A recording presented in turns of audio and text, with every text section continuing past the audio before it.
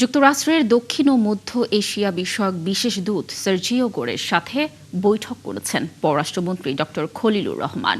সন্ধ্যায় রাষ্ট্রীয় অতিথি ভবন পদ্মায় এই বৈঠক হয়। এর আগে ৩ দিনের সফরে দুপুরে ঢাকায় পৌঁছান যুক্তরাষ্ট্রের দক্ষিণ ও মধ্য এশিয়া বিষয়ক বিশেষ দূত সার্জিও গর। এই সফরে তিনি সাক্ষাৎ করবেন প্রধানমন্ত্রী তারেক রহমানের সাথেও। সফরকালে আলোচনায় গুরুত্ব পাবে বাংলাদেশ সরকারের পররাষ্ট্রনীতির অগ্রাধিকার এবং ঢাকা ওয়াশিংটন সম্পর্ক। এছাড়া বিভিন্ন রাজনৈতিক দলের নেতা, পেশাজীবী ও নাগরিক সমাজের প্রতিনিধিদের সঙ্গেও তার মতবিনিময়ের কথা রয়েছে। শুক্রবার তার কক্সবাজারে রোহিঙ্গা শরণার্থীদের পরিস্থিতি সরজমিনে দেখার কথা রয়েছে। বাংলাদেশ থেকে ৩ লাখ রোহিঙ্গা ফেরত নেওয়ার বিষয়ে মিয়ানমারের সাথে কোনো আলোচনা হয়নি বলে জানিয়েছেন পররাষ্ট্র প্রতিমন্ত্রী শামা ওবায়েদ। আজ পররাষ্ট্র মন্ত্রণালয় ভিসা বাতিল সংক্রান্ত আন্তঃমন্ত্রণালয় বৈঠক শেষে সাংবাদিকদের প্রশ্নের জবাবে এ কথা বলেন তিনি। প্রতিমন্ত্রী বলেন, সংযুক্ত আরব আমিরাতের স্বয়ংক্রিয় ভিসা বাতিলের যে সংখ্যা গণমাধ্যমে এসেছে তা সঠিক নয়। ভিসা বাতিল হওয়ায় সংখ্যা ৬২৬ জন। মিয়ানমার সরকারের সাথে বাংলাদেশ সরকারের কোনো আলাপ হয় নাই। মিয়ানমার সরকারের সাথে আমরা আলাপ করছি, সেটা তো মালয়েশিয়া থেকে উনি বলেছেন, কিন্তু এটা অবশ্যই আমাদের যদি রোহিঙ্গা নেওয়ার থাকে সেটা তো repatriation is our first priority. তো সেটা যদি হয় সেটা অবশ্যই আমরা সাধুবাদ জানাবো এবং এটা অত্যন্ত ভালো একটা সুসংবাদ হবে। কিন্তু আমরা মিয়ানমারের সাথে যোগাযোগ করছি, এখনো কোনো ডেফিনেট কিছু আমরা জানি না। এই যে ৬২৬ জন, তার মধ্যে ৪১৭ জনের যে ডাটা, যে লিস্ট আমাদের কাছে আছে, সে ৪১৭ জন যে অটো ক্যান্সেল হয়েছে সেটা ভিসা রিনিউয়ালের জন্য আমরা আবার পাঠিয়েছি। ৪১৭ জনকে আমরা ইতিমধ্যে পাঠিয়েছি, বাকিগুলো পর্যায়ক্রমে আমরা পাঠাচ্ছি আরব আমিরাতের সরকারের কাছে ভিসাটা রিনিউ করার জন্য, যে কেন কি কারণে তাদের অটো ক্যান্সেল হলো। কোনো আধিপত্যবাদীদের এদেশে রাজনীতি করতে দেয়া হবে না বলে সতর্ক করেছেন এনসিপির আহ্বায়ক নাহিদ ইসলাম। বিকেলে সিলেট শাহজালাল বিজ্ঞান ও প্রযুক্তি বিশ্ববিদ্যালয়ের সংক্ষিপ্ত সভায় এ কথা বলেন তিনি।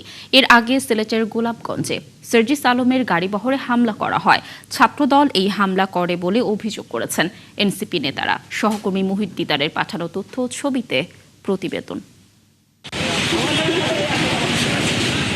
সিলেটের বেশ কয়েকটি জায়গায় বৃহস্পতিবার দিনব্যাপী কর্মসূচি পালন করে জাতীয় নাগরিক পার্টি এনসিপি। জুলাই পদযাত্রা কর্মসূচির অংশ হিসেবে বিকেলে হযরত শাহজালাল বিজ্ঞান ও প্রযুক্তি বিশ্ববিদ্যালয়ে ছাত্র শক্তির আলোচনা সভায় অংশ নেন দলের নেতাকর্মীরা। সেখানে উপস্থিত ছিলেন নাহিদ ইসলাম, হাসনাত আবদুল্লাহ, নাসিরুদ্দিন পাটোয়ারী সহ এনসিপির অন্য নেতাকর্মীরা।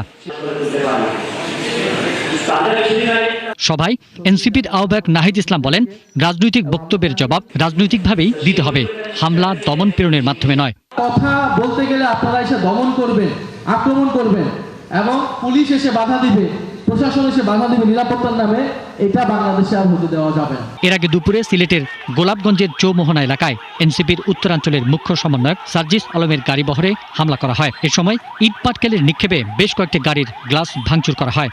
হামলার জন্য বিএনপি ও ছাত্রদলকে দায়ী করেছেন এনসিপি নেতারা। সার্জিসের গাড়িতে একটু আগে হামলা হয়েছে, ছাত্রদল হামলা করেছে এবং সেখানে গাড়িগুলা ভাঙচুর করেছে। আমরা সেখানে রওনা দিচ্ছি। আমাকে তো হামলা করা হয়, তারা একটা জাস্টিফিকেশন দিয়েছে যে আমি কথা বলি নাকি, এই জন্য আমি আজকে থেকে আর কোনো কথা বলবো না, চুপ থাকবো।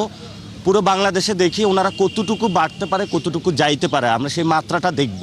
পরে এনসিপির এসব নেতাকর্মী সিলেট সার্কিট হাউসে জড়ো হন। সেখান থেকে কানাইঘাটের পথে রওনা দেয় এনসিপির গাড়িবহর। পিন্টু হাজং, ৭১।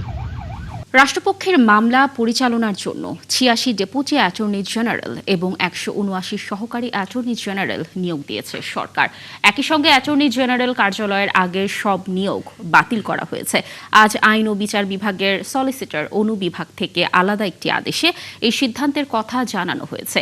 এর আগে গত ২৩ জুন জামায়াতে ইসলামী সমর্থিত ৭ জন ডেপুটি অ্যাটর্নি জেনারেল ও ১১ জন সহকারী অ্যাটর্নি জেনারেল পদত্যাগ করেন। ভারতে পলাতক শেখ হাসিনা ফাঁসির আসামি হওয়ায় দেশে ঢুকলেই তাকে গ্রেফতার করা হবে বলে জানিয়েছেন আইনমন্ত্রী মোহাম্মদ আসাদুজ্জামান। তার প্রত্যর্পণের জন্য পররাষ্ট্র মন্ত্রণালয়ের চেষ্টা অব্যাহত রয়েছে বলেও জানান তিনি। এ সময় রাষ্ট্রপতি নির্বাচন প্রসঙ্গে মন্ত্রী জানান, আগস্টে বিশেষ অধিবেশনের প্রয়োজন নেই, তবে সরকার মনে করলে তা ডাকতেই পারে।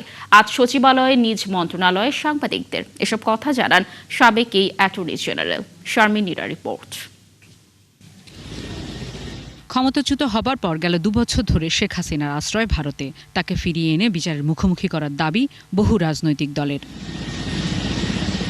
বৃহস্পতিবার সচিবালয়ে এক প্রশ্নের জবাবে আইনমন্ত্রী জানান, প্রত্যর্পণের মাধ্যমে পলাতক শেখ হাসিনাকে ফেরানোর চেষ্টা করছে পররাষ্ট্র মন্ত্রণালয়। মন্ত্রী জানান, দেশে এলেই তার বিরুদ্ধে আইন অনুযায়ী ব্যবস্থা নেওয়া হবে। একজন ফাঁসির আসামি হলেও সে যদি বাংলাদেশের নাগরিক হয়, বাংলাদেশের আইনের প্রতি শ্রদ্ধা দেখিয়ে বাংলাদেশে এসে সারেন্ডার করতে চায়, সেখানে হয়তো তার সারেন্ডারের আগেই অ্যারেস্ট হবে, কিন্তু তার সেই তো অধিকার তো আছে। উনি কিভাবে আসবেন এটা ওনার সমস্যা, এটা আমার সমস্যা না। আমাদের এটা হলো আমার চৌহদ্দির মধ্যে যখন ঢুকবেন, সেই চৌহদ্দিতে ঢুকলে আইন যেটা আমাকে ক্ষমতা দিচ্ছে, আমি আইনের প্রয়োগটা করব। সদ্য বিদায়ী রাষ্ট্রপতি মোহাম্মদ শাহাবুদ্দিনের পদত্যাগের পর রাষ্ট্রপতির দায়িত্ব পেয়েছেন হাফিজউদ্দিন আহমেদ। রাষ্ট্রপতি নির্বাচন নিয়ে এক প্রশ্নের জবাবে আইনমন্ত্রী বলেন, আগস্টে বিশেষ অধিবেশনের প্রয়োজন নেই, তবে সরকার মনে করলে অধিবেশন ডাকতেও পারে। সংবিধানে আছে 123(2) অনুচ্ছেদে রাষ্ট্রপতি যেদিন পদত্যাগ করবেন তার থেকে 90 দিনের মধ্যে পরবর্তী রাষ্ট্রপতি নির্বাচন করতে হবে। প্রশ্ন এসেছিল যে আমরা বিশেষ অধিবেশন ডাকবো কিনা। তো 90 দিন যেহেতু সময় আছে, আর আমার নেক্সট অধিবেশন 60 দিনের মধ্যে ডাকতে হবে। গত অধিবেশন শেষ হওয়ার থেকে আগামী অধিবেশন পর্যন্ত 60 দিনের মধ্যে আমার ডাকতে হবে। সুতরাং এই দুইটা টাইম যেহেতু ম্যাচ করছে, আমি সে কারণে বলছি বিশেষ অধিবেশনের আপাতত প্রয়োজনীয়তা দেখছি না। যদি সরকার মনে করে নিশ্চয়ই ডাকতে পারে।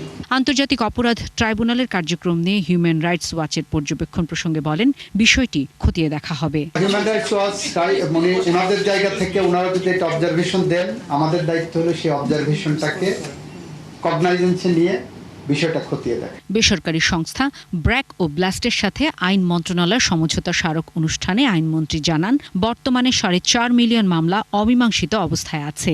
মামলার জট কাটাতে প্রয়োজনে আইনি কাঠামোতে পরিবর্তন আনা হবে বলেও জানান আইনমন্ত্রী মোহাম্মদ আসাদুজ্জামান। আমরা মনে করি বাংলাদেশের মানুষের কাছে লিগ্যাল এইড অনেকটা পৌঁছে দিতে সক্ষম হব।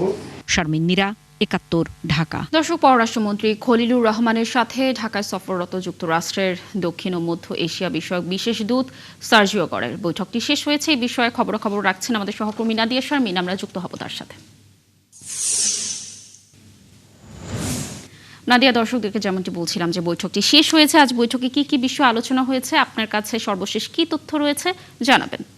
ধন্যবাদ। আসলে বৈঠকটি শুরু হয়েছিল, আপনি জানেন 5:30টার দিকে তিনি এসেছিলেন। এরপরে বৈঠক শুরু হয়েছিল, আমরা 7:30টায় তাকে বেরিয়ে যেতে দেখেছি। এরপরে আমরা পররাষ্ট্রমন্ত্রীর সাথে কথা বলার চেষ্টা করেছি। তিনি যেটি জানিয়েছেন যে পররাষ্ট্র মন্ত্রণালয়ে এসে, অর্থাৎ বৈঠকটি হচ্ছিল পদ্মাতে, রাষ্ট্রীয় অতিথি ভবন পদ্মায়, কিন্তু তিনি পররাষ্ট্র মন্ত্রণালয়ে এসে কথা বলবেন, যার কারণে আমরা এই মুহূর্তে আসলে পররাষ্ট্র মন্ত্রণালয় অপেক্ষা করছি বিস্তারিত জানার জন্য। কিন্তু এখন পর্যন্ত যেই তথ্য সেটি হচ্ছে যে যেই বিষয়গুলো বলা হচ্ছিল, যে আঞ্চলিক কূটনীতির জায়গাগুলো এবং একই সাথে ভূ রাজনৈতিক কৌশলের জায়গাগুলো থেকে বাংলাদেশের অবস্থানগুলো এবং মার্কিন যুক্তরাষ্ট্রের সাথে অর্থনৈতিকভাবে যেই পথ চলার জায়গাটি, সেই জায়গায় সুদৃঢ় করতে এবং মসৃণ করতে কী কী ব্যবস্থা নেওয়া যায়, এই বিষয়গুলো সম্পর্কে আলোচনা হয়েছে। এবং এই বিষয়গুলো সম্পর্কে আরও বিস্তারিত হয়তো আলোচনা হবে প্রধানমন্ত্রী তারেক রহমানের সাথে পরশুদিন যখন বৈঠক হবে। আপনি জানেন যে আগামীকাল কিন্তু কক্সবাজারে যাওয়ার কথা রয়েছে সার্জিও গোর তার, এবং সেখানে রোহিঙ্গা ক্যাম্প পরিদর্শন করে এসে পরশুদিন তিনি বৈঠক করবেন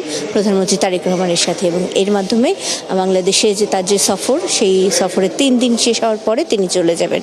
এই 3 দিনের মধ্যে অন্যান্য বিভিন্ন রাজনৈতিক দল বা সুশীল সমাজের সাথেও বৈঠকের বিষয়ে তাদের একটি কথা রয়ে গেছে, তবে এখনো পর্যন্ত সেই বিষয়গুলো সম্পর্কে সুনির্দিষ্ট তথ্য নিরাপত্তাজনিত কারণে জানানো হয়নি। পররাষ্ট্রমন্ত্রী কি বলেন আমরা জানার পরপরই আশা করি আপনাদের পৌঁছে দিতে পারবো এবং তার মাধ্যমে জানতে পারবো আজকে পররাষ্ট্রমন্ত্রীর সাথে যে বৈঠকটি হলো রাষ্ট্রীয় অতিথি ভবন পদ্মায়, তার মাধ্যমে কি বেরিয়ে এলো, কি পেল বাংলাদেশ এবং কি বিষয় নিয়ে তারা চায় বা তাদের অবস্থান কি বিষয়ে জানিয়ে গেলেন সার্জিও। আপনি থাকুন সেখানে। নিশ্চয়ই আমরা পররাষ্ট্রমন্ত্রী আপনাদের কোনো তথ্য জানালে আপনার মাধ্যমেই সেই তথ্য দর্শকদেরকে জানানোর চেষ্টা করব পরবর্তী সংবাদ সংযোগে। দর্শক, যুক্ত ছিলেন সহকর্মী নাদিয়া শারমিন।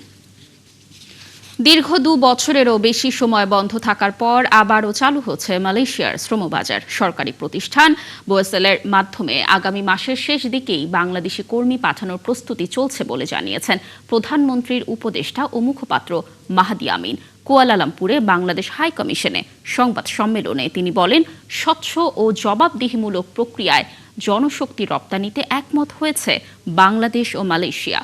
কুয়ালালামপুর থেকে সহকর্মী মুস্তফা ইমরান রাজু জানাচ্ছেন বিস্তারিত।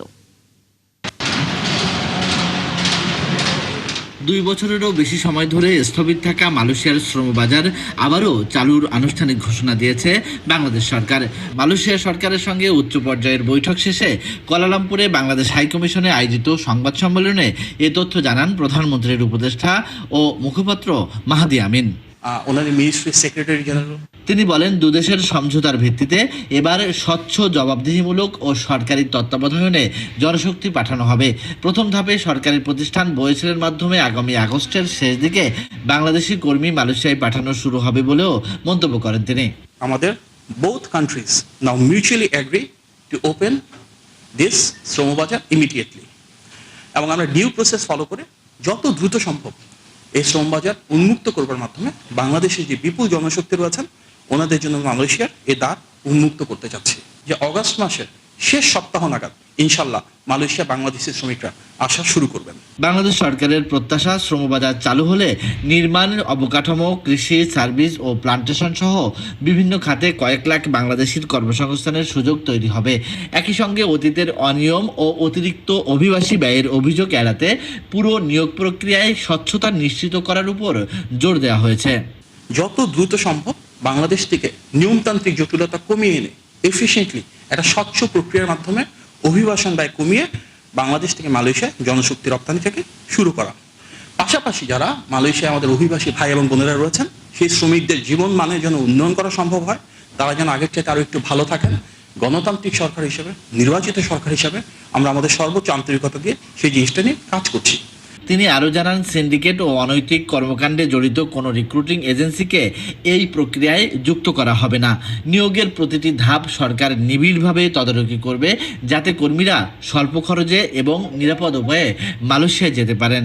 মাননীয় প্রধানমন্ত্রী এখানে আসছিলেন। মোটামুটি আমাদের শ্রমবাজারটা আমরা এখন নিশ্চিত আমাদের ওপেন হবে। মালয়েশিয়ার শ্রমবাজারে বাংলাদেশ থেকে কর্মী আসার বিষয়টি এখন অনেকটা নিশ্চিত। তবে কোন খাতে কত খরচে কর্মী আসতে পারবে এ নিয়ে কাটেনি ধোঁয়াশা। Mustafa Imran Raju, ৭১, Kuala Lumpur, Malaysia. সমাজের অর্ধেক জনগোষ্ঠী নারী। তাদের এগিয়ে আনার মাধ্যমে কল্যাণকর রাষ্ট্র গঠনের আহ্বান জানিয়েছেন বিপ্লবী ওয়ার্কার্স পার্টির সাধারণ সম্পাদক সাইফুল হক। বৃহস্পতিবার জাতীয় প্রেস ক্লাবে শ্রমজীবী নারী মৈত্রী আয়োজিত নারীর অধিকার ও মুক্তির গতিপথ নিয়ে একটি আলোচনায় তিনি একথা বলেন। ওনারা গণতন্ত্রের কথা বলেন, পার্লামেন্টের সুযোগ সুবিধা গ্রহণ করছেন, রাষ্ট্রের সকল সুযোগ সুবিধা 100% তারা গ্রহণ করছেন। খেয়াল করেন, বলছেন গণতন্ত্রের কথা, কিন্তু তাদের দলের নারীরা দলের প্রধান হতে পারবে না। আরে দলে যদি তোমার যদি গণতন্ত্র থাকে, নারী যদি যোগ্য হয়, সেই নারী কেন সর্বোচ্চ পর্যায়ে আসতে পারবে না? সেই নারী কেন তোমার দলের শীর্ষ নেতৃত্বে আসতে পারবে না? সেই নারীরা কেন তোমার দলের সভাপতি বলি, সাধারণ সম্পাদক বলি, অথবা নেতৃত্বদায়ী পর্যায়ে বলি, সেই নারীরা সেখানে কেন আসতে পারবে না? দর্শক, চলছে সংবাদ সংযোগ। সরাসরি সংবাদ অনুষ্ঠান দেখতে চোখ রাখুন ৭১-এর ফেসবুক পেজে এবং সাবস্ক্রাইব করুন ৭১-এর ইউটিউব চ্যানেল। ৭১-এর সাথেই থাকুন।